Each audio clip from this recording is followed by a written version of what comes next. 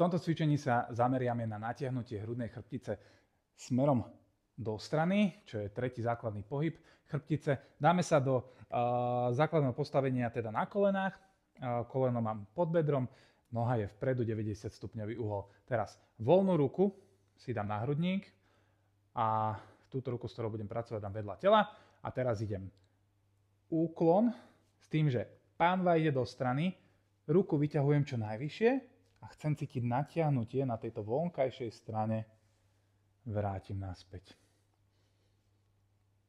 Tak, na čo si dávam pozor je to, že chcem mať ruku v lakti vystretú poriadne, lebo ľudia to ľubia robiť nejakým takýmto spôsobom, čiže nie, pekne vystretá ruka v lakti, vyťahnem hore, vrátim naspäť. Takisto si dám pozor na to, aby som pri tých úklonoch nerobil nejaký predklon ešte do toho, hej? Ale snažím sa byť pekne v tejto ľavo-pravej alebo inak aj frontálnej rovine, čiže len do strany, vrátim naspäť. Do strany, vrátim naspäť.